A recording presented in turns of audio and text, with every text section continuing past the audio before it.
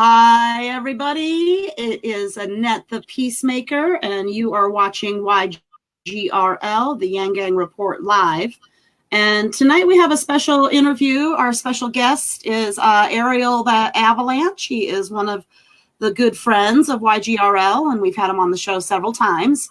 And tonight, Ariel and I just wanted to talk to everybody about what it's like to lose a job in today's economy and how Andrew Yang has the solutions for people like Ariel. So Ariel, tell us what's going on with you and tell us your story.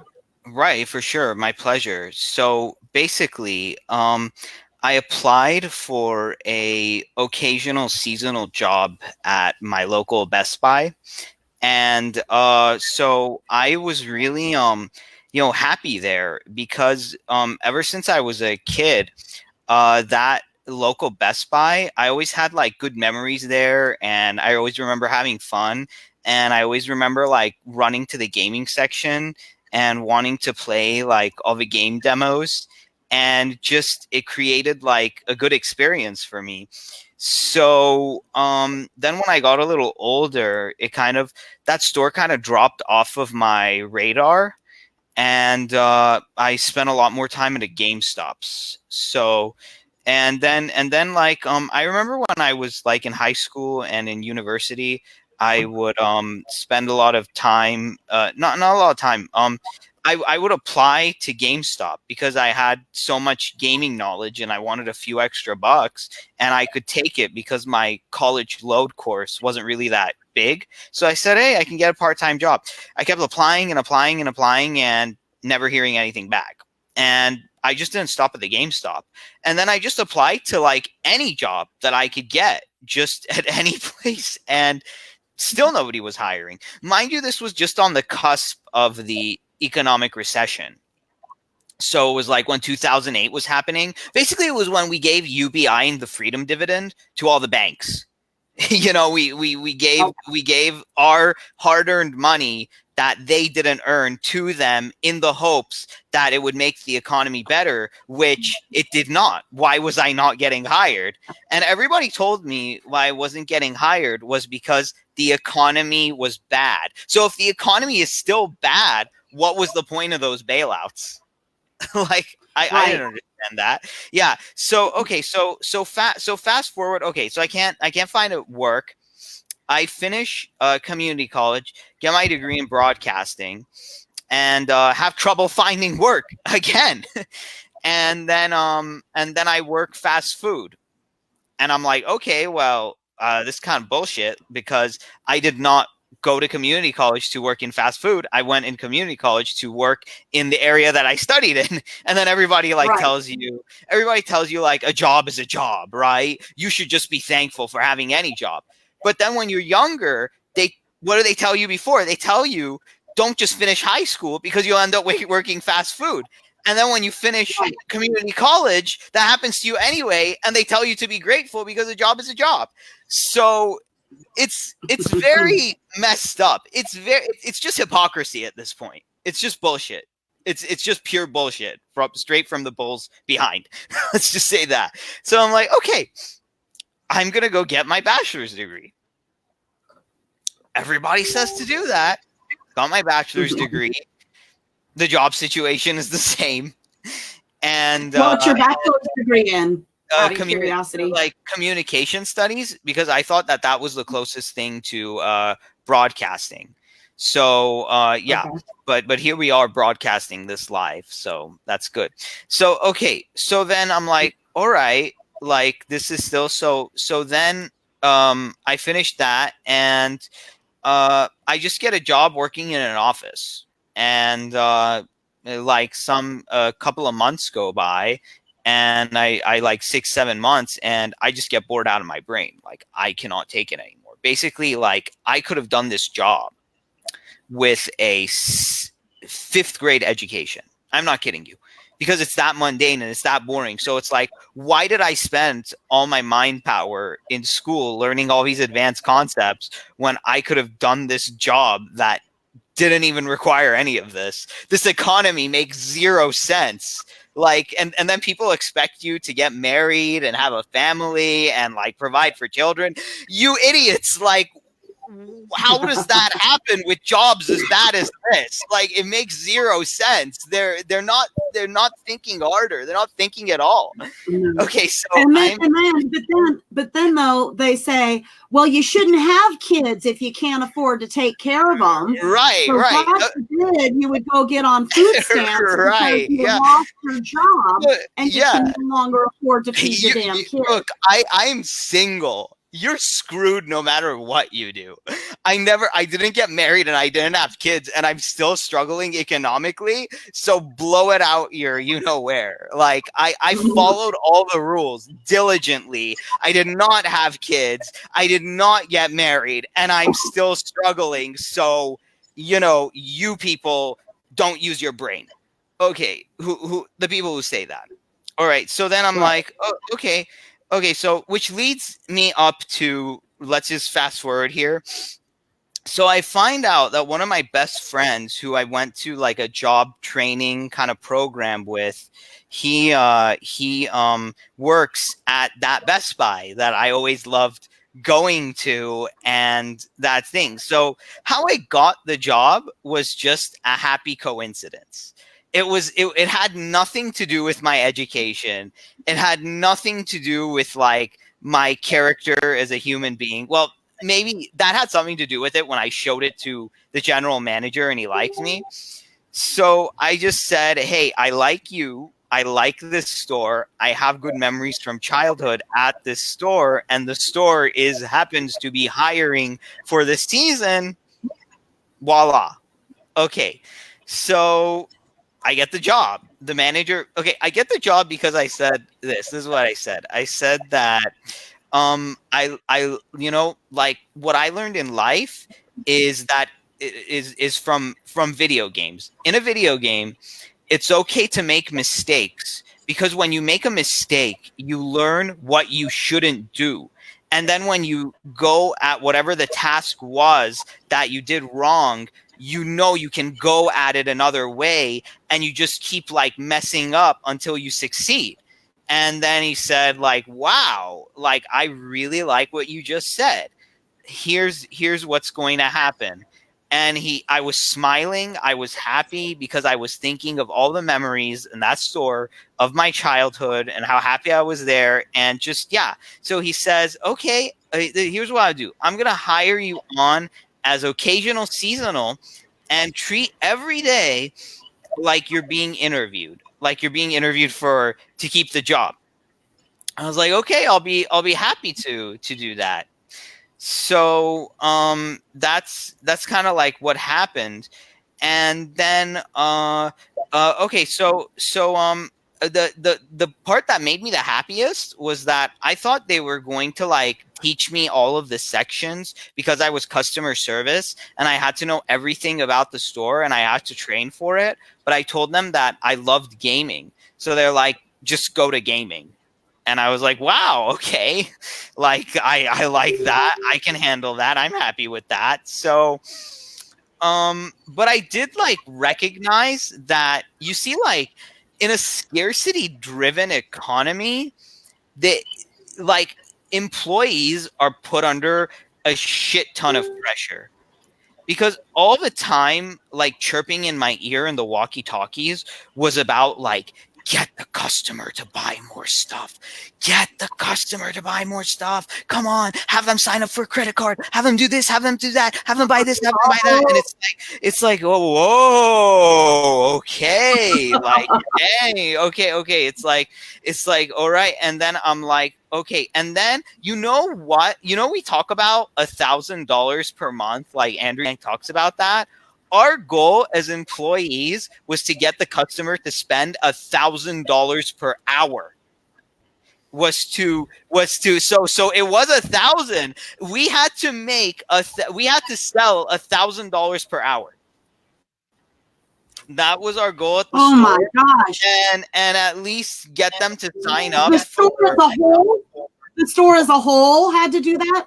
No. Each employee. Each employee had to sell OMG. $1,000 an hour worth of stuff. We were expected to sell $1,000 worth of stuff per hour, right? So they pride themselves on being not on commission. You know what I'm talking about, right? Okay, Yeah. so they Yeah. pride themselves on not being on commission. Okay, so I'm like, okay, like I'll do what I can, but I mean, I don't know if, and I mean, if they stumble upon this and they watch this, like I just want to tell the truth. I just want to be honest with everybody. So it's not like I'm not attacking them. I'm just saying it's not to attack them. It's to just say what this economy has led to. Because when these corporations are put under pressure, they put their managers under pressure, and then the managers put their managers that are behind them under pressure. Like the general manager puts the assistant manager under pressure, and then the assistant manager puts all the employees under pressure, and then the employees try to twist the arms of the customer to buy things. So all of that scarcity is this big shit, what's the word that I'm looking for? It's this big pressure box. It's this big tinder box. No shit. Whatever. You get my point, right? It's this big like pressure. It's like a pressure cooker. Pressure cooker. That's it. It's this pressure cooker. You're in the pressure cooker. In an economy of scarcity, everybody is in this pressure cooker to sell. So it is accurate. It is accurate that we do not get paid based on commission. That's 100% true. But we keep our jobs like based on commission. So you work right as if you're getting paid commission when you're not. You see what I mean? So it's very sneaky, okay. So, and then every single time I signed people up for the credit card, it was like a ball game. Like when you play football, the manager like football, and like you score a touchdown. Every single time you stole Total Tech Support, the GSP and thing, it was like taking the ball and taking it to a touchdown, and everybody's like, "Yeah, touchdown!" So they would announce it over the walkie-talkie. Yeah, GSP, yeah, branded payment thing, and then every single time, like, get the money. You know what I mean? So it's like, okay, like, we're customer service, but like, are we like pressuring salesmen too? You have to be both of those things. You have to. Right. There's nothing else there. Okay. So then and I enjoy it. And then like the managers approach me and they're like, oh, like come on, like you're in the red because like, every single time like you sell like 100 or 500 or 700 and it's not reaching 1,000, whatever that difference is when that 1,000 isn't reached is put into something and then you're put in the red, right? Right. So right. I looked at the end of the day, like there were like 10 of my fellow employees that were like, in the red and stuff like that. So so the thing is that that happened, and then the other thing that happened was that like but I was still happy working there. I was still happy, like giving out like the product knowledge and all these things, and et cetera, et cetera. But then at the end of the day, it's like I'm not a magician. I can't like get my wand, do that and have a customer appear out of thin air who wants to buy like an Xbox or a Wii or a laptop or anything like that. I mean, it is what it is. Mhm. You know what I'm talking about? It is what it is.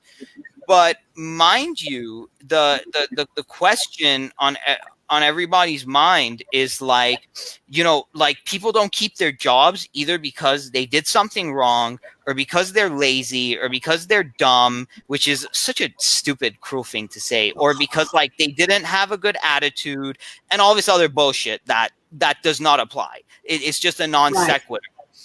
It's the pure numbers. It is the pure revenue numbers that determines that, because it doesn't make sense to give an employee more money than they are bringing in. It's just economic 101. It's not that they love you or they hate you or you're stupid or you're mean or you're happy or you're bored or you're this or you're that. At the end of the day, it is that bottom line that will determine whether you are viable or not, because I want people who are, because we're very ignorant in this country sometimes and we're very brainwashed. I want all those people who are feeling bad to know that this has not, it doesn't matter if you're feeling bad or not. It has nothing to do with that. It's at some time you can like talk to a customer in a way that'll like entice them to buy a little more. I'm not saying that that's impossible. That's very possible, but there's only so much that you can do at a certain point. At the end of the day, it is the pure numbers that is going to determine whether you keep something or not. Whether you like that job or you hate that job, that has nothing to do with it either. Whether you never called in sick, whether you're, on call or something like that. So do not feel bad. You are a functional person in a dysfunctional economy. I want you to understand that. Yeah. I want you to understand that you are functional people in a dysfunctional economy, and our leaders are either too blind or they're either too stupid to understand this. And I'm just talking facts here. Yeah. This has nothing to do. And no hate or anger or prejudice against my store that I'm working at. That this has nothing to do with it either. I'm just talking about realities. Okay. Right. So then the thing that happens is like I really like the job, so it's like, okay, I want to get this job like secured for my future, so I'm going to like try to give the customers like the best experience that they'll ever have. So then it's like, okay, and I did, and that's why I got 2 of the most positive Google reviews for the job that I've been working in, right? So Right.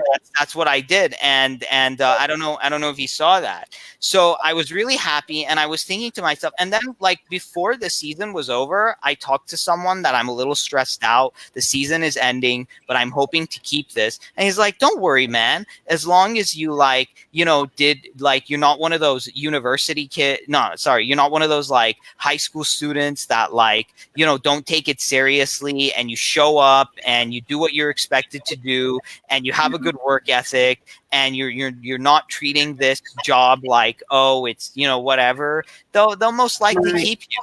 And so that kind of like unraveled my nerves. So I'm like, oh, okay, and I'll get some of my coworkers a present, because I got along and I had like a great time with like everybody there, and that's they expected that out of you. So then all of a sudden I see that I'm like what happened last time. I was only scheduled like 1 day out of the entire week for like 1 week, and I'm like, wow, like that sucks, because like what am I supposed to do? Yeah. So wait, I want to talk about that, because you and I have talked about this before, about how you had 1 week with like a full schedule and it was great, and then like the following week. So tell us a little bit more about that. Go into a little more detail about that. Well, like I don't know how exactly like what the thing is like how or why they make the schedules in the way that they make them, but the thing is that like it's all based on the numbers. It's all just like a numbers game basically, because they say they probably predict like, we think we're gonna have like this many customers coming in any given day, so let's just like use our psychic powers to like predict that, and just throw our employees there, whether there or not, or anything. At the end of the day, like I said, it's all just a numbers game. So and they just make they probably forecast, maybe they see like on these times more customers come in, what are the departments that like people work in, and how many of those people are we going to need there? And a lot of times they told me to stay longer than when I was needed. And on some weeks, I would see like full 9-hour shifts, like 5 days in a row, or separated through 5 days. Right. And the thing was, when I was working on Thanksgiving, on Black Friday, like almost all of my overtime pay went directly into taxes. Like, it's like, Right. what am I supposed to do? So here's the funny part. Let me just say, like, okay, so we talk about like a $15 minimum wage and a federal jobs guarantee. So I could just imagine working in some boring office instead of somewhere that I am with customers, making the same wage and being like, at least in that Best Buy store, I was happy. Now you want me to make $15 an hour, which I was already making, which when taxes came off, hardly even helped me make ends meet. And then and then on top of that, I'm not even enjoying what I'm doing. Like, Right. it makes no sense. And like I said, because the minimum wage is not the minimum wage, because taxes come out of it. It's not, you know, it's if you said like, you get this money after taxes, you know, like, then that is the minimum wage. It's like, this money cannot go below a certain level after taxes. That's the minimum wage. The minimum wage we have now is bullcrap, because it fluctuates. You know what I'm talking about? Like, the more you work, the less you make, which is completely idiotic, but it's a disincentive to work. But I saw every single time I would like want to like clock out maybe a minute later or spend some extra time with a customer, it would end up zeroing out because of the taxes that were taken off. So it's like, okay, so what the hell am I doing here? And now, and here's okay. So let me just finish the story. Okay, so, and then at the end of the day, on that one Saturday when I was only scheduled to work, the managers are like, "You've been so amazing. Like, I just, the work you've done in this store is like great. You had a great personality, but the traffic's gonna die down, and I'm just gonna have to let you go." Like, it wasn't that abrupt. Wow. Like, that is the thing, because it's not his fault. It's not my fault. It's just the way this stuff is functioning. It's nobody's fault. Yeah. It's just like Andrew Yang said, this is a big computer, and we have to climb into its computer brain and stop it from hurting people. It's as obvious as that. Now, like bigger picture thinking over here, right? Now, let's just kind of like create an alternative reality, which is hopefully the reality that we're going to have in another year. Well, actually, my manager was very nice. He said, like, the new season rolls around, we can have you right back. But like, okay, but what the hell am I going to do? What the hell am I supposed to do until then, right? Like, because Right. I hate job hunting. I can't stand it. It's like, it's so confusing. It's so annoying. And let me tell you something, job hunting is the hardest job than actually having one. Having a job is easy compared to looking for a job. Let me just put that out there. We should get paid for this bullshit of job hunting. Okay, so here's some, let's think on the bigger picture. These corporations themselves, as much as people hate corporations, are also hurting. Because look, like, Blockbuster died. All these brick and mortar stores died. Target, like, and if they're not dead, they are dying until they're like the biggest ones. And even the biggest ones are feeling pain. People have less money to spend. It's just logic. So now, so the freedom dividend passes, and people have that extra $1,000 a month, and they decide to, like, a whole community decides to spend $5 or $10 more on electronics. How is that going to change the game for someone like an occasional seasonal to keep their job? I'm staying because like people are spending their money there. I almost never shop at Best Buy or large box stores, and I very rarely buy technology stuff. It's my husband. My husband's the gamer. Right. My husband is the technology geek. He Right. wants the cool phones and all Yeah. that, right? Right. So, but here's me over here in my mindset of scarcity, like we cannot afford for you to buy all that crap, honey. And like the man works hard. He deserves to have a nice phone or play a video game or whatever, right? Right. I mean, it's really not that bad. But Yeah. we did just we went into a Best Buy in Phoenix just recently because my phone died and he gave me one of his fancy ass phones. Right. But I needed a phone cover And because I dropped them all the time. Right. And so I had no choice but to go in and get this phone cover. And I'm just like, man, right. You know, Okay. I was really stressed out in there. I was stressed out because exactly. Let's do a hypothetical. Would it help more if I use some fancy schmancy NLP techniques to get you to buy more, or if you just had that $1,000 a month?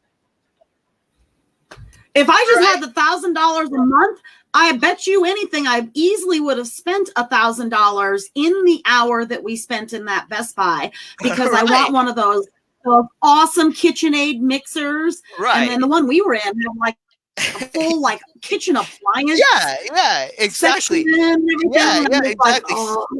Right. That I can't get. But then if I came over to you and I just nudged you on the shoulder and said like, get it, come on, get it. But you're thinking like, no, because I can't afford it. It has nothing to do with me, like using my fancy schmancy, you know, like salesman thing on you. It has to do, I still can't afford to buy it. Right, exactly. No. What. Like no matter how nice I was to you, and I was like, oh, I like your hair, I like your glasses, I like, you know, everything about you, and I'll marry you tomorrow if you buy whatever the hell this thing is.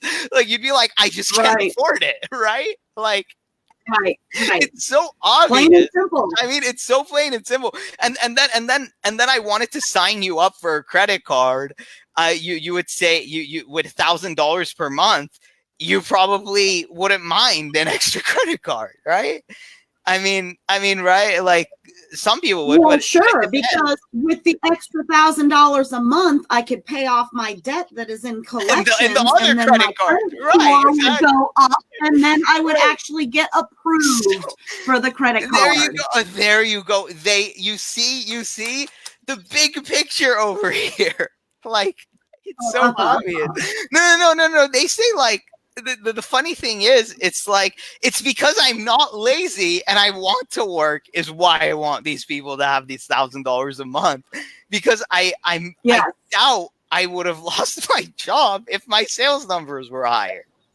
Of course, they don't want to tell you that, but I mean, it is so like logical and common sense and so simple. But people live in these myths that are so dumb, like so idiotic, and so I don't know. It's ridiculous. And well, let's talk about, since we're talking about idiotic things. What about the people that say, you can't just give $1,000 to drug addicts or alcoholics. Okay. They're just gonna die. Okay, what about do bad things. Okay, let me ask you something. What do they have to say to the hundreds and thousands of people like me? I never smoked. I don't like smoking. I don't like weed. I don't like drinking. I don't like any of those things. And I just want to like build my freaking empire. I want to like buy a drone so I can have a company called Ariel's Aerials to like fly over things and take pictures and like provide shots. I want to be a pilot. I want to learn how to like fly a damn plane. I want to fly a helicopter. I'd spend my money on that and I'd work hard. But I cannot do that in this economy. Like, because people are in this mindset of scarcity and no one's willing to train you, and these businesses are hurting and they put all that pain and pressure on their employees, and then the employees end up losing their jobs.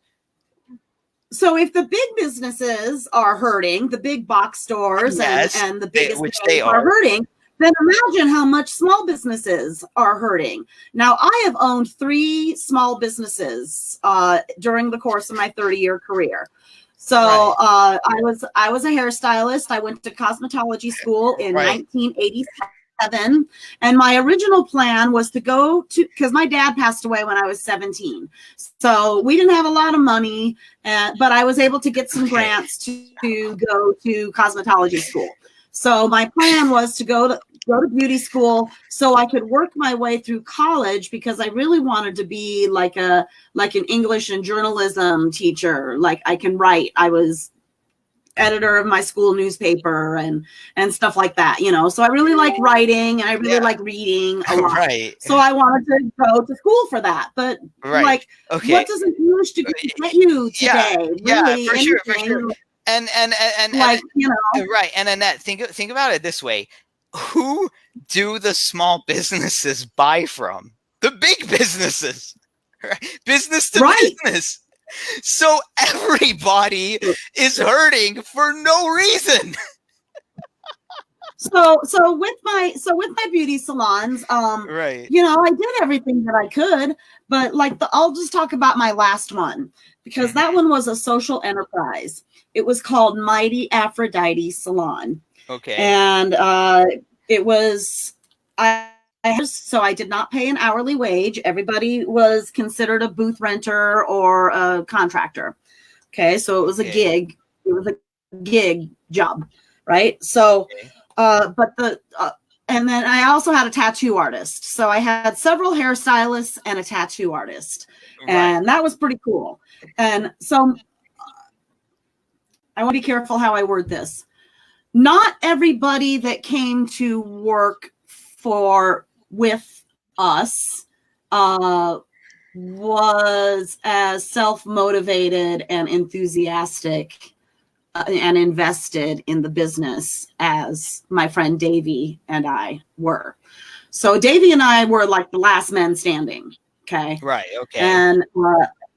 And but so the social enterprise part of it was I donated haircuts to the homeless and to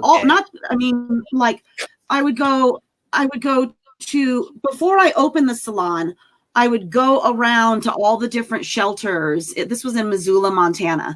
And Missoula has a really big homeless population, and they've got lots and lots of services available for people. So I will commend Missoula for that.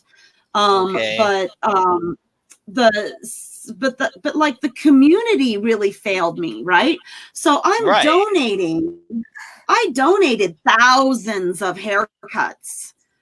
Do you think that I got paid to do thousands of haircuts? Absolutely not. Probably not. Yeah.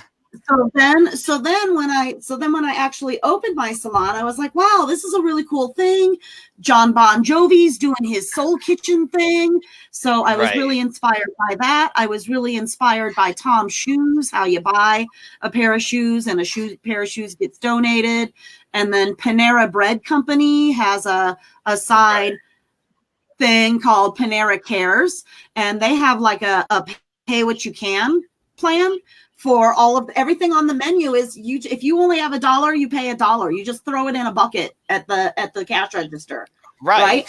So, so I took all of those things, all of those highly successful social enterprises and applied it to the beauty salon business. Right. And that's what I was trying to do, That's not, but and the thing, but people just didn't get it, like they did not support me. No, but you see this is like a systematic. Oh, there's an echo on the other side. It's okay. Let's go.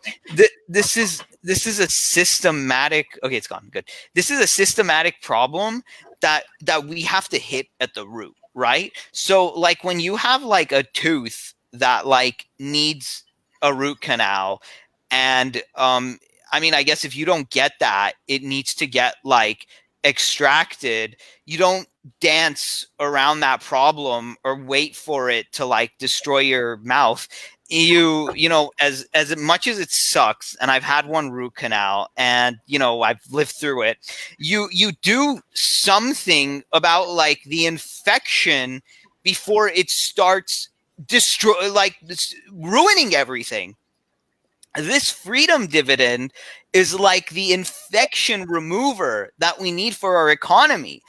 Giving It's the the money, antibiotic. it's the antibiotic that we need. Giving the money to those banks, that what we did in 2008 was not an antibiotic. What we did in 2008 was just pouring gasoline onto fire. Yeah, I was gonna say it wasn't even a Band-Aid. It wasn't a Band-Aid. It was another flesh wound on top of another flesh wound. It was basically like an amputation for a cut that you have on your finger. That's what it was. So if you're saying that bailout helped the economy, what is with all of this dysfunction?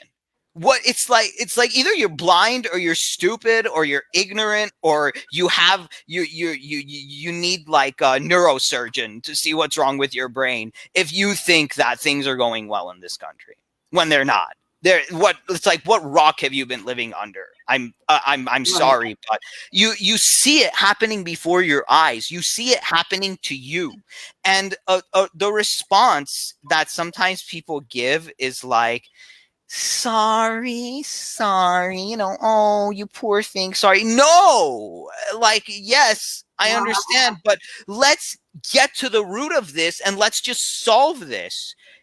Okay, let me tell you something. The next time you get a bill to pay your taxes, don't put a number on there. Just say, I'm sending my thoughts and my prayers to the U.S. government and this is my taxes. Right? Don't pay taxes. Send your thoughts and prayers to our government, like what they do for us. They never do anything concrete for us. They just send like their well wishes. Why don't we do the same? Can you give me back all that tax money that I paid on all those paychecks, and I can just send you like some lip service and stay like, hooray for the U.S. government, and just keep all my tax money? I can't do that. But when it comes to them, they just give us lip service and they never do something concrete for us. And it's the biggest freaking hypocrisy on the face of the earth.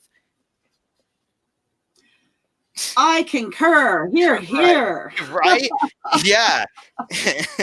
Let down the avalanche, my brother. Right. I'm just sick and tired of all these double standards, of all this. It's just like a mountain of bullshit that we're looking up at and we're like, it's okay. It's not okay. It's not. Like, we can, if we just thought harder, we could do so much better than this. And it's so obvious. And it's not like when I lost my employment that like it was because all of a sudden I became lazy or I became incompetent or like I did something egregious. It was just like the way things are right now. Because I could have, if it was just, if I randomly got scheduled at times where there was more customer traffic and customers just happened to buy more stuff from me and a lot of stuff, and all of a sudden like Paris Hilton walked in the Best Buy and bought like thousands of dollars worth of stuff, like tens of like all of a sudden she went nuts and she wanted all this new technology, that would look good for my sales numbers. And then they're like, you're a star and like, good job. But did that have anything to do with my work ethic or my personality or who I was? No, nothing. Or your ability to do the job. Nothing. It had nothing to do with that. It would just be a stroke of luck. That's all it is. Because like a person has in his mind that he's going to go in a store and to buy a lot of things is not something that I just go in the back and I magically create the circumstances for. It just happens. And it's their advertising. You've got somebody like me who is very specific and very driven. When I do go into a store like that, like I can't be distracted by all this extra shit because I can't get it, you know? Right. So like the day that we went in to buy the phone cover, my husband he wanted to look at everything. That's why we spent an hour in there and we walked out with a freaking phone cover. Right, know? right. Yeah. I did end up buying some cool headphones for my daughter, though. Some Nice, nice. Spider-Man headphones. Yeah. That's awesome. But yeah, For like Christmas. like that's But that's you the know thing. what I mean? Like, I Like just, this is not the fault of, the people, because I'm telling you, like some like they don't even realize it themselves. They just think that, oh, this is just the way things work, but they don't see like all why that happened over time, why, like, all these systematic things that like our federal government does, and our state and our local, that leads to these things happening to us. So now that I'm no longer employed, do you think I'm more likely to go to big box stores and buy more stuff now that I'm worried about my money? I don't think so. And then the same exact conversation that they had with me will happen to another employee of another store, because it's like, we can't afford to keep you on because people aren't spending money. But now that you've gotten rid of this employee that you have, he's not going to be spending money either, because he's probably going to be a little tight on his budget. It's like nobody sees like the systematic effects of how these things work. Right? It's crazy. It's insane. Like, it's pure insanity. Yeah. Yeah, I know. it's sad. It's just sad. And the sad thing about it is, it's like we are taking away people's like potential. We are taking away no, I had plans for myself. I was thinking of like becoming the gaming expert over there, since I enjoyed it so much. There you go. Yeah, it's obvious. It's just simple logic. It's math. People don't spend money if they don't have disposable income. And then when people don't go into these stores to spend that money, the management cuts down employees and tries to cut down on whatever else they're doing, because they don't have the money that's coming from the people. I mean, it's so, obvious. It's something else when people don't see the systematic effects. Totally. So, well, what else should we talk about? We were going to talk about the ability, about entrepreneurialism, right, and how the freedom dividend would be able to help for entrepreneurship. Right. I don't think the first word I said. So let's just quickly put this in an alternate reality. Let's say that people had this $1,000 a month. So I got more in terms of sales numbers, and then I became the local Best Buy gaming expert, and maybe did really help the store sell more games, because I did online ads for Best Buy video games and cool stuff, and I did that. And that would have been amazing for me. I would have loved that, and I would have kept my job, and I would have, enjoyed that job. And then from the money I was getting from being the local Best Buy gaming expert and kind of having my name out there, I would start my own thing, and then I would start my own business. And then, and I would have, done more for my YouTube and things like that. And and good things would have came out of that.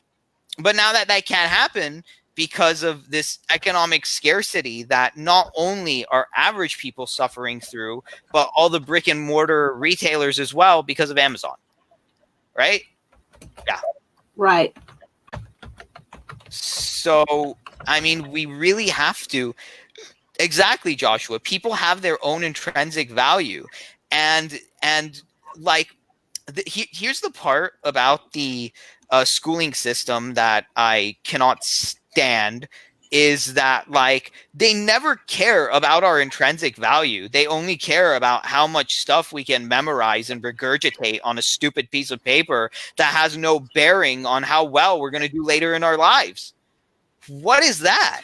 Okay, That's stupid. I have a fine example of this. Okay.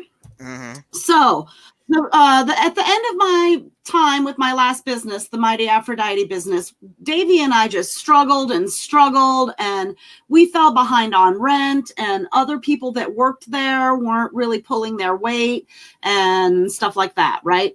So, and right at that same time, basically we got kicked out because we fell behind on rent, and Davey and I just couldn't do it on our own. Okay. Okay. And just couldn't. So we got evicted, man, and we had to leave like right then and there. Right. And then, Yeah. like a month later, a couple months later, so I had been having a lot of problems. Like I thought I was having, like, I kept getting diagnosed with UTIs and bladder infections and stuff like that. And come to find out, I had stage 4 bladder cancer, terminal bladder cancer.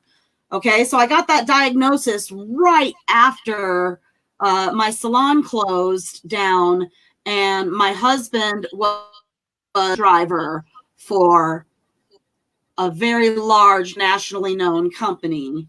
And I'm just going to say it because fuck it. It's not like they're going to be watching it. It's Werner Enterprises. They are based out of Omaha, Nebraska, and they have trucks nationally. Okay. So when he was working with them, first he started out as a company driver, which meant he got just paid by the hour, or not by the hour, but by the mile. And he was making halfway decent money there. And he was doing that for several months, and then he was getting the insurance and stuff like that. So the insurance kicked in on the day that I had the endoscopy that ended up finding the tumor that caused the cancer in my bladder. Okay. Wow. All of this happened like within days of each other. The insurance kicked in. I got that. And then that led to the diagnosis and yada, yada. So what an incredible stroke of luck and all that. That's great. So then they were like, that was great. So this is where I believe that we should always have the choice, because that private insurance, it was Blue Cross Blue Shield, and it's the best insurance I've ever had in my goddamn life. And it covered just about everything from the cancer diagnosis all the way through the end of chemo. And I don't have it anymore because of the part I'm about to go to. And now I have Medicare. Medicare does not cover everything.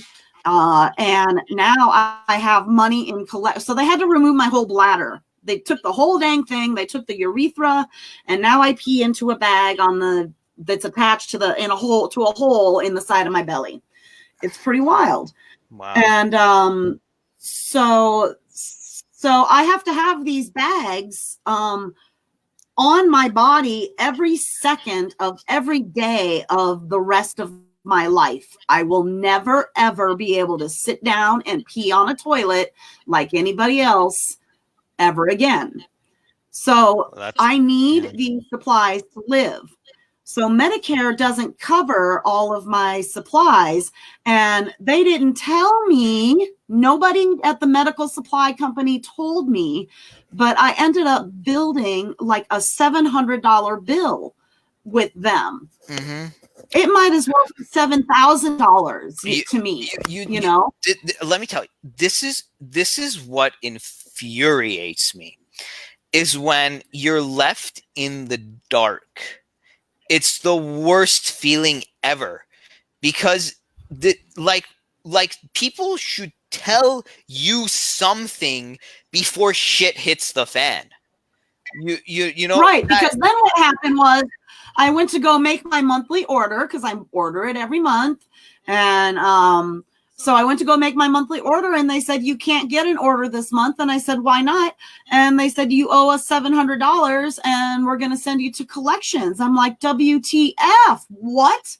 Yeah. Now, luckily, we have hoarded and built up like a stockpile. We've stockpiled a bunch of my supplies. Okay. So I'm not going to run out anytime soon. Okay. However, we do run out of, there's this one. Okay. So it's a several step process. And there's this, I use two different little wipes. Okay, one is it's called Unisolve, and it gets rid of the adhesive. It dissolves the adhesive and cleans it, right? And then the second thing is called Skin Prep, and it prepares the skin and it makes it sticky. So you put the Skin Prep on, and then you put this powder on, and then you top it with the Skin Prep again. So you need 2 Skin Prep wipes for every time we change my bag.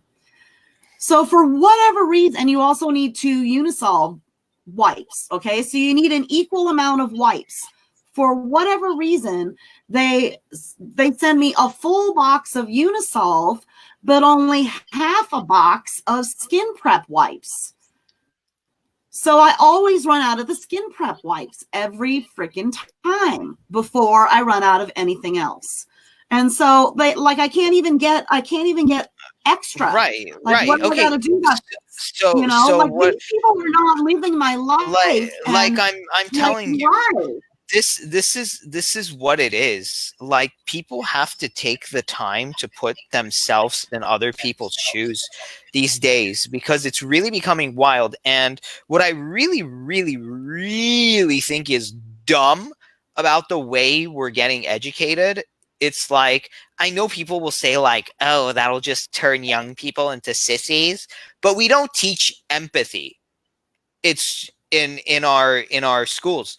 Like, it's ridiculous. I think like Denmark or Finland or one of those Scandinavian countries that have like their leaders have more brain cells than our leaders.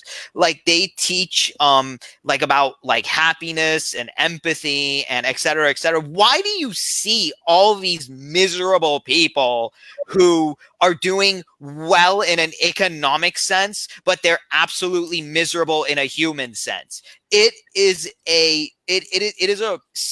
an institutional problem.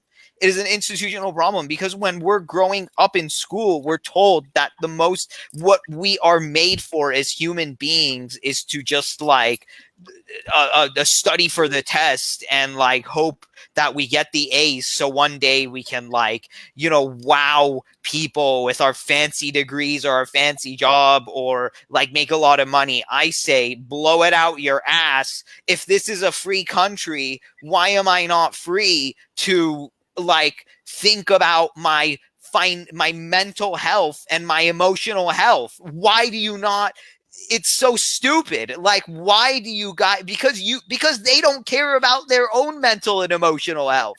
When I was going through school, right, like, all my teachers were, not all of them, some of them were good, but some of them, like, I was like, under what rock do they find these people? Like, they're miserable, they're angry, they're complaining all the time, and we're just the students in class. So you think that when you have teachers who are miserable and angry and complaining about money, that sets a good environment for the classrooms, and then those kids grow older to be just like those teachers, and then the community is screwed because of these like things. It's crazy.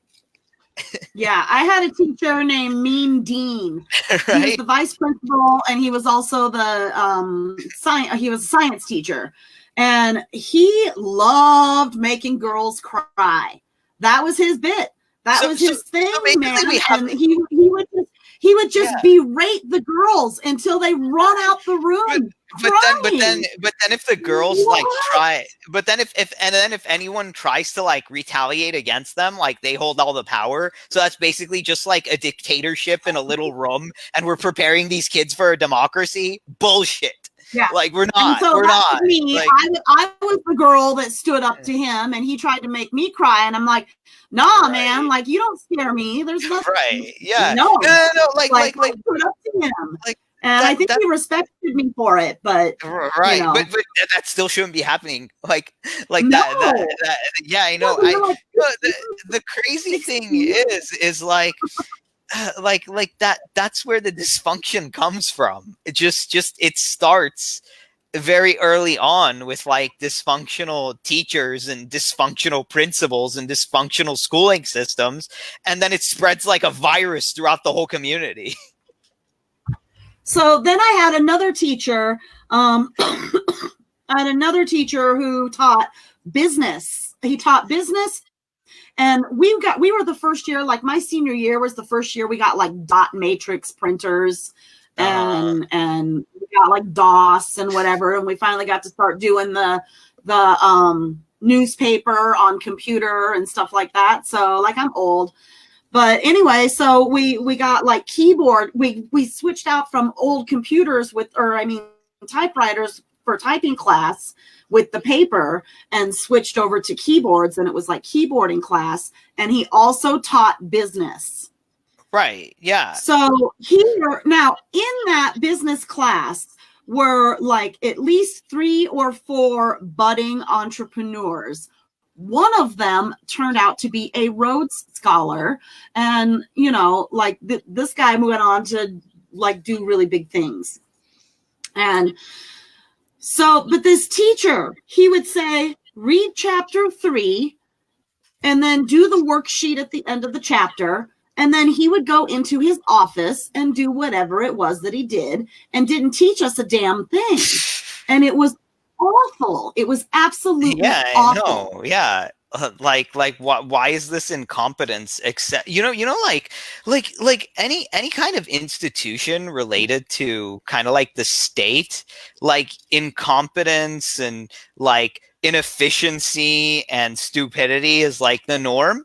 And that's fine, but it's like we are the customers of the state because it's our tax dollars. Why do we accept such terrible customer service? It doesn't make any sense. And so both of those teachers were right. old men, old geriatric men who had no business being around a bunch of young people because they didn't give a shit about us. They didn't give a shit about teaching us.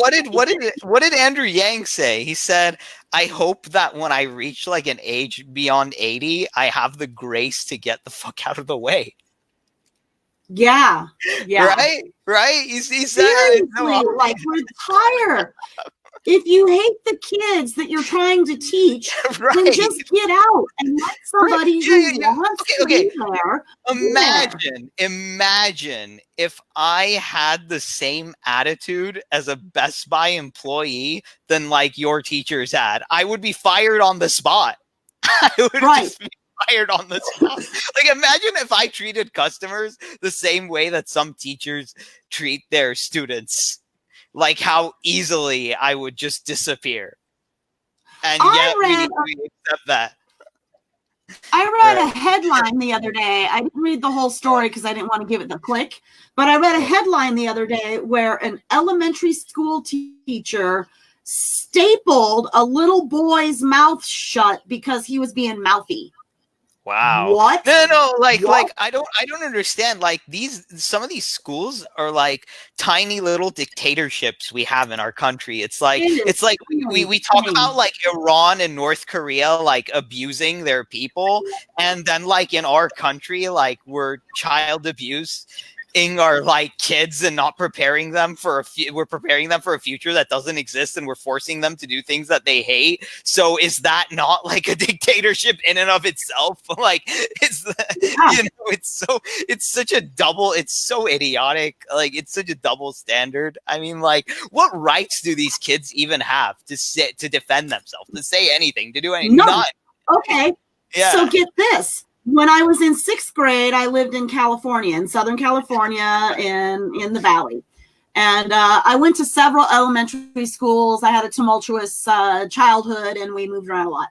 And so 6th grade was like the 8th elementary school that I had gone to in the San Fernando Valley area. And so this teacher, he used to beat the kids. He had so he was a retired colonel from the Air Force, and he was a Southern black man, and he was like really short, like he had little big man syndrome really bad, and then he had that whole like military colonel kind of thing, so he was like really militant in a lot of ways. And stuff like that. And so he would walk around with his yardstick underneath his arm like this, and he had inspection every day. Some of this stuff might not have been a bad thing right here. Right. So we had inspection every day, and the girls all had to have their nails look nice. He really hated blood. He hated red nail polish on the girls. I mean, keep in mind, we were like 12. So he really hated red polish because he thought we looked like what did he say? A painted hussy was the word that he used. A painted hussy. And, but like he wanted all of our nails to be the same length. And to this very day, I am 50 years old. To this very day, if one of my nails breaks off, I cut all of them off to the same length. All of them. Like as soon as possible. So because I mean, he like really instilled that. So wait, and he would look at our clothes, and the boys had to have their shirts tucked in, and so if you were dirty, he'd make you go like scrub your nails, and we had a sink in the back, and then he tried to make this one girl shampoo her hair at the back sink in front of the whole class and everything. So he humiliated her, and she wouldn't do it. Come to find out, this girl's getting abused at home. And then there was another boy, and I'm only going to use his first name, Bobby. And this boy, Bobby, bless his sweet heart, I don't know whatever happened to him, but Bobby was very much a troubled child, and you could tell he was like a beaten dog, you know, like a kicked puppy all the time. And Mr. Clark would just badger him, and then one day Bobby like snapped. I wouldn't be surprised if Bobby turned out to be like one, you know, like before mass shootings happened, Bobby would have been the mass shooter in this situation. Sad. That is so sad. Throwing down. He like threw Mr. Clark threw this boy on the damn desk. And it was just like so traumatizing for all the rest of us. We're sitting here to watch this man throw this boy on the damn desk. You know, I mean, I don't know, but that kind of like brings me to the Joker movie. Like how did he become the Joker? He started out as wanting to bring like happiness and fun to people's lives until he said it himself. He was abandoned and he was treated like trash. And then he said, what happens when you get a mentally ill loner who's abandoned and treated like trash? You get what you fucking deserve. And he blew the other guy's brains out. It was a movie, but it scares people because it's so not far out from reality. Oh, hi, Ray. Good to see you in here. That's my husband. Nice. Oh, that's my husband, Ray. Oh, nice. we were just talking about the Best Buy incident before, but yeah. So anyway, I was saying like, yeah. So no. So those are the people at the margins, right? Like a person who like that guy Arthur Fleck who like became a Joker. Like I'm not even on the margins.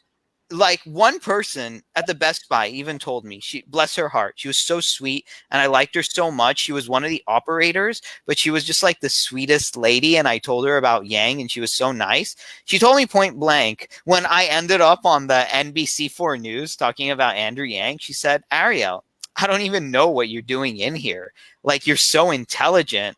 I think that one day, like, I'm going to see you, like, you know, doing big things, like changing the word and stuff like that. Well, I mean, that's what I'm trying to do with Andrew Yang, but she was right. Like, she was right. Like, in my life, I was always looking forward to, like, interviewing people and doing what we're doing, like podcasts and things like this. I was never looking forward to kind of like doing menial tasks, but it's like, if it's there, and I'll do it because I don't see things like that and people like that as people that are like below me. But it's like now, like that's not even available. This is gone. Right. This is insane. This is stupid. It's like we're like if we're getting people who are really bright and really intelligent and talented and they're struggling, just imagine what the people who actually need help are going through. Right. Totally. It took my daughter a year to get so we live in Green Valley, or she lives at that time, she lived in Green Valley, Arizona, which is near Tucson.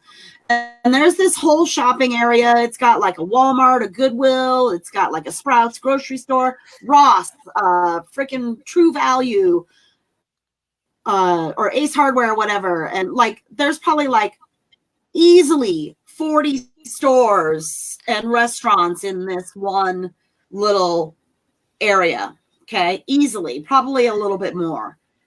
And she every single place there. And the only place that, I mean, most of them didn't even call her for an interview. And the few that did interview her, she's like a young, beautiful girl who is smart and articulate, and people love her. You know, like it's the numbers. Mostly were customer service jobs. It's the numbers. Finally, ended up getting a job at a restaurant that was still being built. So she got hired for the job, and then she had to wait like 6 or 8 months before she could even do the training for the job, and then wait for the restaurant to open before she could get paid. Well, she got paid for the training. She had to wait like 6 months for that. Right. And she's got a baby. She's got a child. Right. What? Well, yeah. And then they wonder why we're not starting families. Idiots. Like, we can't even help ourselves. How are we supposed to help someone else? How do you? Oh, thank you, Ray.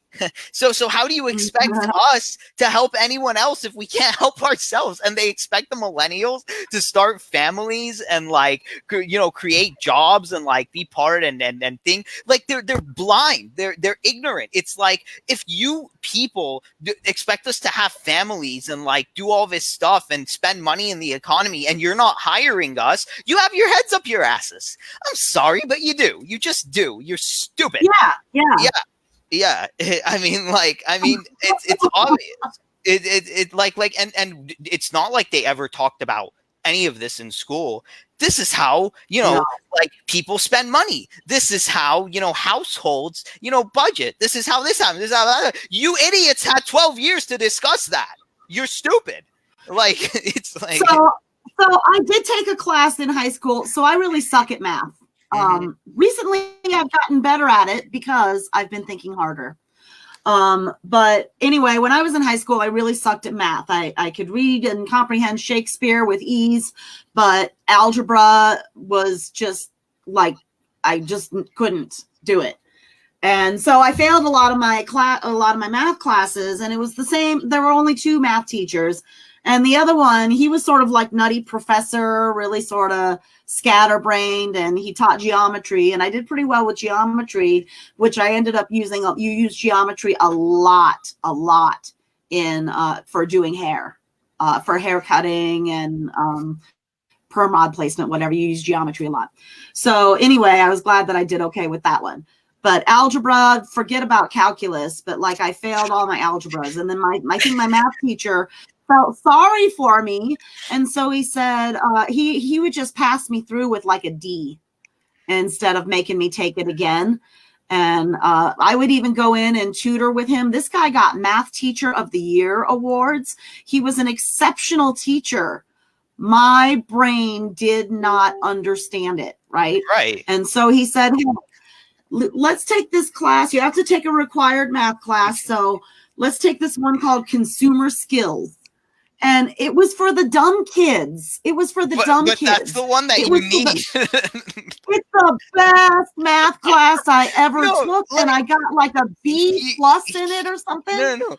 Here's the thing. Here's what we learned. Yeah. Here's what we learned. We learned how to balance a checkbook, how to write out a check, how to pay a bill, how to make a budget, how to figure out how many gallons of paint it would take to paint this room. And how many tiles would it take to tile this floor? We live in a society, real stuff. And that we live in a country that is so. We have leadership that is so. They're beyond stupid at this point. They're in a whole nother dimension. If you get past stupid and you go into another dimension that's even dumber, that's where our leaders are, because they have this thing upside down that all the things that are practical for your life and actually help you survive after you finish your schooling are for the autistic kids, and all the purely theoretical things that hardly help you at all are for the normal functioning kids. So Right. that is so stupid. It is beyond me. Like, I don't even understand what to say to just the level of idiocy that we've Right. created with the way we've structured all these institutions. Like, I don't even know if it takes effort to be even dumber and more useless than what they've created. And this is where like our tax money is going. Right. Like, And yeah. then this is why I am really pushing hard, and I'm trying to get prepared in my own way. My granddaughter's 2 years old. So I really want my daughter to homeschool my granddaughter because I don't trust the education system. Right. I mean, Who I would? went to school in the 80s. It hasn't changed. It's gotten worse since the 80s, and it's It's not basically necessarily the teacher's rotting in fault. its own filth. Basically, like, Yes, no, no, it's not the teacher's fault completely. no, it's not. It's just I it's just the do way want to these say that. institutions are structured. It's funny when I talked about like schooling reform. Like one of my college professors said, like, don't you think you're kind of throwing the baby out with the bathwater? And then I'm like, no, the baby is already dead. It has been dying in this stagnating bathwater for years. The baby has died. You killed it. Like, Right. Oh, like, how long has this baby been in that disgusting bathwater? 30 years? A baby being in filthy bathwater for 30 years, it's already drowned in it and you murdered it. You're sick. Shame on you. right. Yeah. Right. It's because that is just not teaching skills that are actually valuable, that actually makes sense, that is actually something you're going to use. Tell us, how does business work? How does commerce work? How does money work? No, we can't do that because Talk you're to us about too young. addictions. Talk to us about addictions. Talk to us about mental health. Talk to us Right. teach us about relationships. Because And what was sex ed like maybe a week at right, most? and they're so stupid. Like, then when you go out to live the rest of your life and you're stumbling over all these things that they never even like talk to you about, they just say like, oh, well, life is hard. No, life isn't hard. You stupid asses didn't prepare us for it.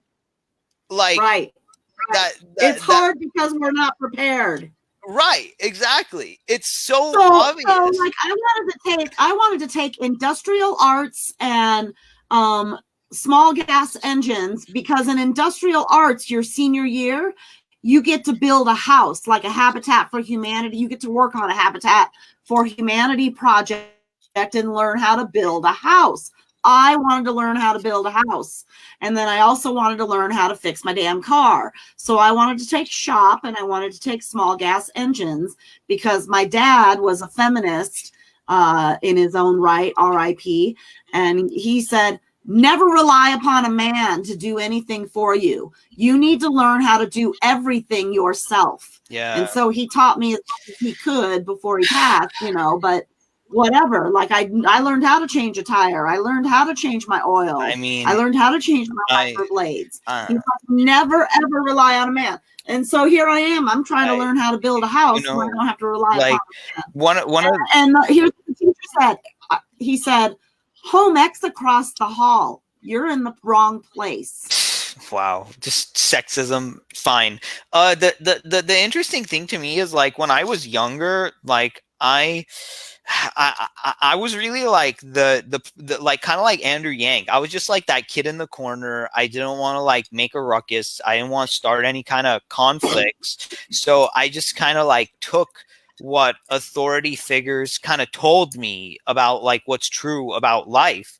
And I just said, like, let me just be nice, follow the rules, and I'll make it because I'm a nice person. I just want like the best for people in my community and stuff like that. And I'm sure, like, I don't do drugs, I don't drink, I don't smoke, I don't do weed. I'm sure that like my life will be, things will just be great. And I was like, holy shit, these people really set me up to fail. These people are really fucking bad. They're really fucking stupid. They're really fucking terrible. And I'm sick and tired of pretending that it's okay because it is not okay. It's sick. It's disgusting. And we should be ashamed if we just accept this stuff. So I was always the example being pointed out that of like, you know, like the rule follower, of the like, you know, the good boy, you know, the guy who like doesn't start anything, the guy who kind of keeps his heads down and like gets his good grades and like finishes all of his assignments on time. And so was my friend, exactly like me. And society, like the like we were basically told like, oh, the economy got fucked and like you're gonna have to struggle all your life, so good luck with that. It's like, motherfucker, I followed all of your rules and I did everything you said, and I was always trying to be, you know, doing that, and this is what I get in return. And you think I'm just gonna accept it? Go to hell. Like, sorry, but like I'm really getting. That's okay. They told us the same thing in beauty school. The ultimate goal when they were teaching us in beauty school, the ultimate goal was to own your own salon. Mm-hmm. And I owned 3 salons, and then I also worked. So I'll go in order. So I worked for one large, I'll just say the names because I'm not saying anything bad about the people or the businesses. So I worked for Cost Cutters right out of beauty school. Because it's like instant on the job training. You just jump right in. You have clients the first day. You don't have to build a clientele. It's a good way to build a clientele before you go work in a full service salon. Okay. And then, so I worked at Cost Cutters for like 5 years. I became assistant manager there. And that was like some kind of torture. My manager, I don't even want to get into all these stories because like, they're like horror stories of how the manager treated me, not like a human. I was just like a slave, like a zombie freaking slave. It was terrible. Well, okay, that's why we're not free. That manager, and I digress, and it's not against the owner or the business itself. Right. Okay. Moving on though. So then I worked for, so when I sat there at that Cost Cutters, and it was in this really cool place in Iowa City. And there was a really cool hips mall. It's like a cool hipster mall that was upstairs. And it's like a historic building and stuff like that. And it had like a tattoo shop up there and like a head shop for like weed stuff, you know, like bongs and stuff. And then there was like a little vintage store. It was just super cool. All the cool kids hung out up there. And I sat at that Cost Cutters hating my job and hating my manager. And I looked up at the front window. It's this giant picture window. And I said, within 10 years, I'm going to have my own salon up there, right there. At Ruby Red Clothes. Yeah. And so, okay. So then I left there and I went and worked at a full service salon for a while. That was a pretty cool experience. And then I built a clientele, and then I opened my first salon in Iowa City. And then that went just okay, you know, and then we expanded and moved to a better location. And guess where that was? Right there where I said it was going to be. Nice. And so that was my second salon, and it was called Tears of Fire. And so that was super awesome. We had a pretty good experience up there and everything. And then skip forward, we moved to Missoula. And then I moved to Minneapolis, and I started working for Great Clips. And I worked for Great Clips for like a good 12 years. Okay. Mm-hmm. And I had a mostly positive experience with that. And I don't really have a lot to complain about because I got to be an educator for them. I got to be on their artistic design team and do like stage shows with models. And it was like rock star mode for me, you know. It was so my Minneapolis Great Clips experience was very positive. And then I used that job to move to Missoula, and then it wasn't the same in Missoula as it was in Minneapolis. Well, I think that this is just the point of the freedom dividend, is the word freedom. Because when you are in a mindset of scarcity, you are not free. And not only are you not free, but desperate people make for good slaves. That's all there is to it, because they're going to be like, okay, well then I control the exactly, because I control the oxygen in the room. You either have to like kiss my feet and like bow down to my every command, or I'll just cut off everything you need. And no, but there's a caveat to that too. Even if you do bow down to me and follow my every command and do everything what I say, I can just decide on a whim to get rid of you anyway. So tough luck. And you're Right. So what is that? That is bullshit. That is not freedom. Or they just drive you to a point where you quit because you can't take it right. anymore. Exactly. Yeah. And they beat you down until you just can't. You like, just can't take it anymore. This is like you know what I say sometimes. We say the land of the free and the home of the brave. I just say like it's more like the land of the fee and the home of the enslaved. like that. Yes. That's why, you know, because there's true, always because there's fees for everything. We have to have a license, a certificate, diploma, whatever. We are not free. We have to have a freaking permit to collect rain in a goddamn barrel in your yard. That's the biggest lie in our country. That's bullshit. Freedom doesn't exist here. What are you free just to like buy a gun so you can go crazy one day because of your desperate situation and hurt people? Like that's not freedom, you idiots. Like that's bullshit. That's psychosis. You don't. Why are you confusing freedom with psychosis? You're idiots. Like, you know, like the stupid people, like, I'm just sorry. I just can't take it anymore, you know, but I know. I mean, it's very infuriating. People. And then you think about people like right now, you and I are obviously in a position where, you know, like I'll speak for my own self. We are not in a position where we are ever going to be homeless. As long as we pay our property taxes, because our property is paid in full. So we don't have a mortgage. We are not paying rent. We don't have a landlord. And our property taxes are pretty affordable. So it's very doable. Okay. Right. Exactly. So that's all. So we did that. We totally made sure that when we bought property that I'm like, we didn't do a loan. You know, we paid cash for it. And all that. So now we're broke because we spent all our cash in order to set ourselves up so that we would never. Well, that's the thing. Like a shitty landlord ever again and stuff like that. The United States is even worse than a violent video game or a video game, because at least in a video game you can push a reset button.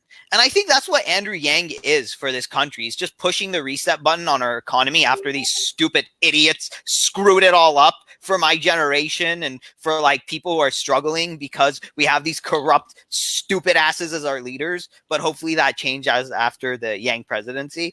But like, yeah, so that's the thing. So it's like in a video game, like you made a big mistake and okay, like reset, like let's try it again.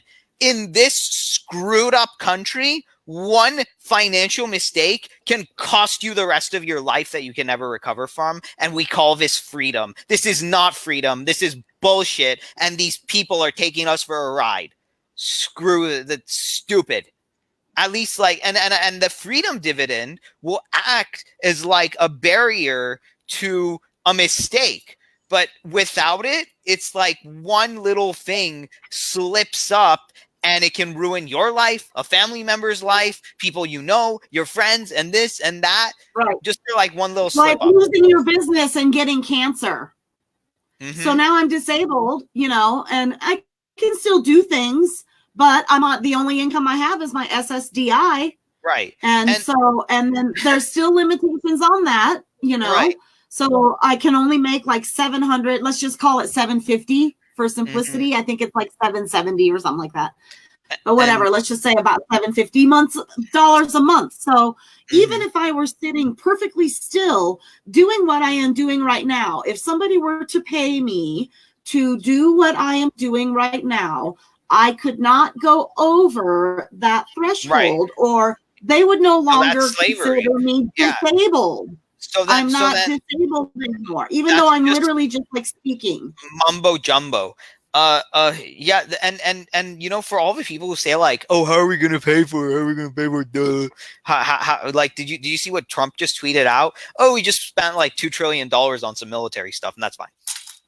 Yeah, no big Yeah. deal. Okay. Yeah. Exactly. Yeah. No big deal. Okay. Yeah. Like How many people died of starvation today? right. How Yeah. many people? Oh no. We're gonna give money to struggling people. We'll go poor ourselves. Military technology. Yeah. Just $2 trillion is okay. Yes. Like Yes. you have to Or be anybody that mentally says- ill to accept this lie at this point. You just have to be mentally ill. And we don't then to want the mentally people ill that people. say that we shouldn't, the billionaires or the 1% shouldn't have to be responsible for paying for everybody else. Oh, please. They're not. Well, I mean, they've been stealing from everybody else. We're just asking for the money back. That's all. I know. Like no. Like I don't care if how. Like I said, I don't care if you're successful and you make a lot of money. Just make sure that we can do the same thing and we're not stuck. That's all. Make as much money as you goddamn please. You know, just make sure that we're not in a position where we're always struggling all the time. That's it. And then if they say like, oh well, that's your own fault. No, because the reason why these businesses aren't hiring is because you're cornering the market and you're doing all these dirty tricks to keep everything in your favor. I don't have the kind of power that you have to like lobby someone or like bribe someone and shit like that. You're not. No. That's basically saying like they think they earned all their money. Let me tell you something. If you play a video game like Grand Theft Auto, and you put the cheats for infinite ammo and infinite health, and then you say like, oh, I won. You cheated. You put the infinite health and infinite ammo cheat to like never run out of bullets. And no matter how many bullets people hit you with, you never die because you put in the cheat codes. That's not merit. That's not hard work. That's bullshit. Right. Like, so they're basically like going to our government and putting in these cheat codes by like bribing them and saying they've done it through their own merit. It's just such a joke. It's such a bad joke at this point. It's a little funny, but it's really sad. So it's like, okay, like I can just cheat, like, but that's my hard work. Or the people that say, like, no, people need to work and earn their way. Like for like. Okay, what about like someone like Barron Trump? I'm pretty sure he doesn't have to. Right. I'm pretty sure that Melania doesn't have to. Exactly where I was going with it. Right? Yeah. All those trust fund babies. I issue them a challenge. I issue them a challenge. Leave your clothes. Leave your bank account. Let's drop you in a random American city, preferably the ones that are in poverty, and see you make it to the top. Let's push the reset button on everything that you have, start you from absolute zero and tell you to be a billionaire by the end of the year. Take that challenge, please. I'd love to. Whoever thinks like this, that like it's hard work, if you don't take this challenge, you're already full of crap. Please, right. If you think like I invite people to come live out here at the ranch with us for 1 month. Right. You come and live my life for 1 month. You won't make it. You will not make it. Exactly. So basically, because any idiot can say that the sky is black and we can confirm that it's not. And through my own story of like working for Best Buy, we basically confirmed that that's all a load of crap. That's just not even true. It's not even the reality. It's just some stupid myth that they tell themselves to make themselves feel better. That's all it really is, and that's all it ever will be. It's sad that but the sad thing is that there are people that are hurting and they're struggling more than we are, and they believe in this stupid myth because they can't think harder. Right. Just it. Yeah. I mean, it's I mean, I don't know. I think that people are waking up though. I just see it like everywhere, but there are those people who would be stupid enough to embrace like how unfair and rigged this system is and think that it's a good thing that they're going through so much unnecessary struggling and frustration in their lives. And those sometimes you just can't reach those people, but they're not our priority. Right. Yeah. No, no, we got to save humanity first. So I've been talking with my husband. I know I'm not alone, and I think he might be the only one watching. Oh no, a couple more people just joined. Hi, two new people. So I know I'm not alone in the fact that my spouse gets frustrated that I spend so much time doing all my yanging. I treat it like a full-time job, the things that I do for YGRL. And then this is actually my main focus right now, but like everything I do for the Yang Gang, I feel like this is my purpose. This is my newfound purpose in life. And like, I literally feel like, and this can sound cheesy, but like, I feel like I have a calling to I like for it. the whole of humanity, like that it will change the actual world.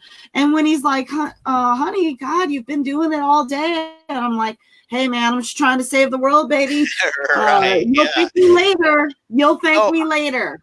I always wanted like I always wanted like an outlet for all of these things that I had in my brain that I just wanted to like avalanche on, because like when I'm out there in the world, like I don't get like this doesn't come up in conversations. Like everything that we're talking about together over here, like it doesn't randomly pop up in a conversation. I have to steer the conversation. And then when I finally get there in the conversation, it just like peters out.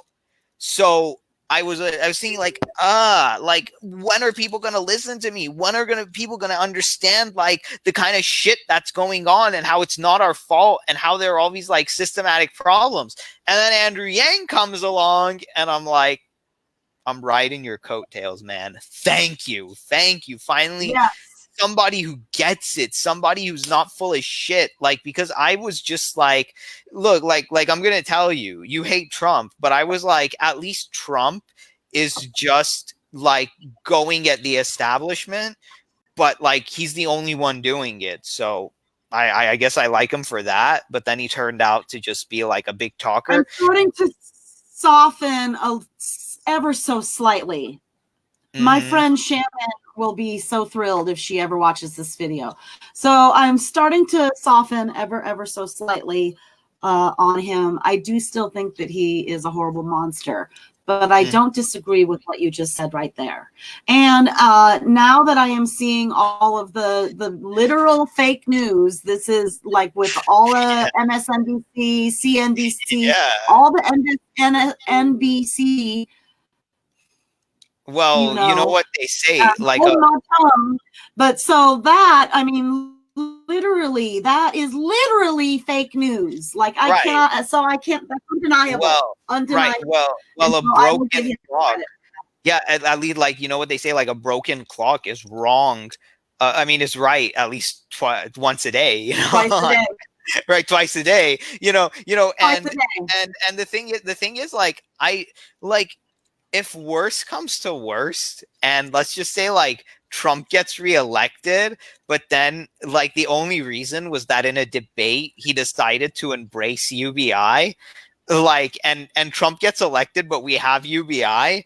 Like, I'd rather have that than any other of these Democrats and not having UBI with one of them. Because right, so we were having this conversation earlier. Was that earlier today on somebody else's timeline? I don't really remember. It was on Facebook, and you and I were both in the comments section, kind of talking about it, right? Yeah, right. So, but like we have 4 adults living with us and our family, and then I've got my daughter who has a boyfriend and a child. So, like, we've got 10 adults. If we all like put our freedom dividend together, that's $10,000 a month. that we could use to start a family business with 10 adults. Right. Oh, And just imagine like you don't have that mindset of scarcity anymore. How much more do you think you'd want to give to charity? How much more do you think you'd want to go out and like buy things and stuff?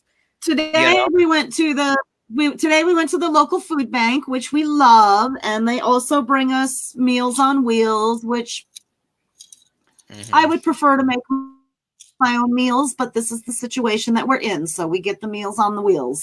Right. And they also have a little bitty thrift store in there, and all the clothes are 50 cents and the books are free, and there's always really good books.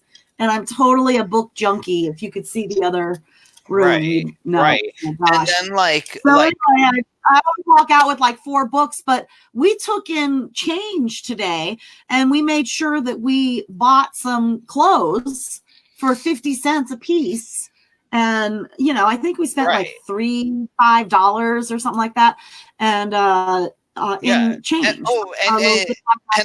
Another thing that's hilarious. Another thing that is just so freaking hilarious to me with all those people that say like people are just gonna get this money and like buy booze and drugs. It's like rich people are just projecting their values onto other people because like who does that stuff? Like the trust fund babies do most of those things. Yeah. Like you always hear, like you hear like a celebrity in the news like getting drunk and like doing all these drugs and like doing all this like crazy shit, and it's always the rich people doing it. You know what I mean? Like I'm not interested in any of that. Don't project what you like to do on what I want to do because I'm not interested in that at all. So blow it out your ass. You're liars. You know what? Like don't project your own stupidity and ignorance and bad values onto everybody else. You sick people. Like, You know what I would do? One of the very first things I would do with my first freedom dividend is I would clean out my cabinets of nothing. The food bank is pretty decent about giving some pretty good organic stuff, like dry goods. It'll last forever. So I want to clear out all the crap that I don't want, and then I want to go like on the biggest freaking shopping spree. I'm going to go on $1,000 grocery shopping spree and buy that KitchenAid mixer so I can make my own food with the pasta maker and stuff. That's like $250 at Best Buy. Right. I'll go. I would also. I'm going to throw all that money right back into the economy, Me and too. make myself and my family healthier in the process. Right. I'd probably like save like some chunks of it, and then I just like go on a tour across the country and then across the world. Like I love meeting people in like different places and like seeing. I want to go to Hawaii again. I love that place, and like maybe New York and like and just see like I want to get out of California. I'm bored of it. It's sick, but like with the money that I'm not making, it's hard to transport. Like this bullshit. Yeah. We were full-time RVers before we bought the ranch here. Right. And so we did that for not quite 3 years. And but there were times where we were stuck. We couldn't travel. We were just stuck. Yeah. And that's how we ended up in Arizona in the first place. That's what it is. And then when we came into our medical malpractice money, so we had a medical malpractice case related to my cancer. It was negligent medical malpractice. And so that's how we were able to afford to get what we have. And why we set ourselves up to we will always have these things. Yeah. I mean, it sucks to be stuck. No one will ever take things away from us. And like I said, like life is so much more when I'm living it after school, like a video game, than what the stupid schooling system taught me. Because like sometimes in a video game, like things are so brutal and you run out of resources. And then when you run out of resources, like you want to like reset the video game so you can play it in a different way. But then like the United States, it's like, okay, your life's just going to be miserable for the rest of your life and there's no reset button on this video game. It's terrible. It's like you would think that we're better than this. You would think that this would, make more sense. But I mean, like really, in a video game, you have to like marshal your resources if you're playing one of those games in like an intelligent way, and then it's just the same thing you have to do as an adult, and nobody really explains that part to you and just expects you to figure it out on your own, and then blames you when you didn't know about it. It's sick, and Right, at least like me wanting to take the industrial arts, and then now I don't know how to build a dang house unless the self-education that that I've done myself. But like that guy just blocked me from being able to be self-sufficient in my future as an adult. yeah, Yeah.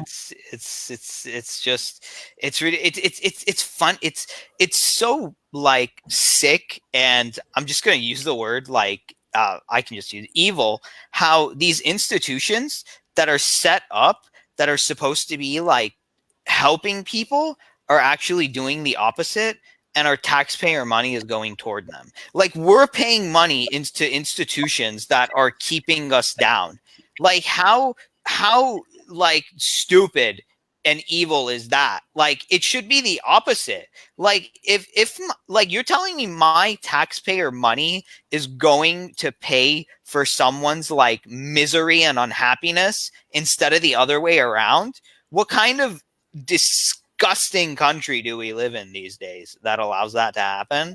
Like you Right. think that all the taxes, here's the part that bothers me the most, that I paid into my paychecks when I was working at Best Buy is going to help me now that the season is over? Like, that's what I want to know. So then what was I paying them for? Yeah. Right. Makes zero sense. It makes no sense at all. And it's just about time. So you're telling me, like, did those taxes that I was paying for while I was, working at Best Buy and all those paychecks, is the taxes on those paychecks going to some like stupid war that I don't even give a damn about, that are gonna like hurt people halfway across the world?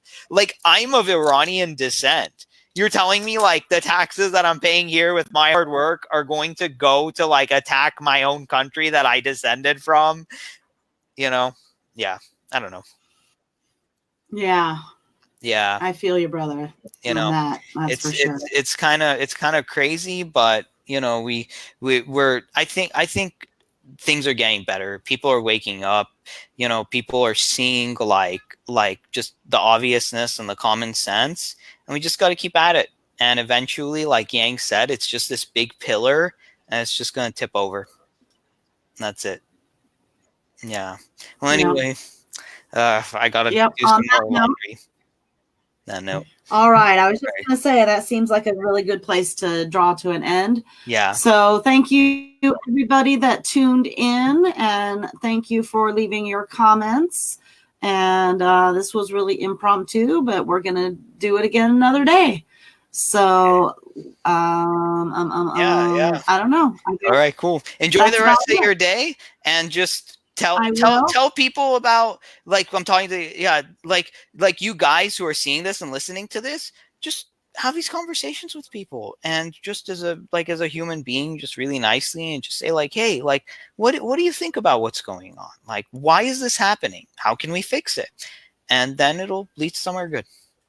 That's all. Sounds good. Awesome. Great. Okay. Excellent. All right. Talk to you later. See you later, Arnett. Have a good night. It was a pleasure. All right. Peace. Bye. All right. Yes. Claw. Oh. All right. Bye, y'all.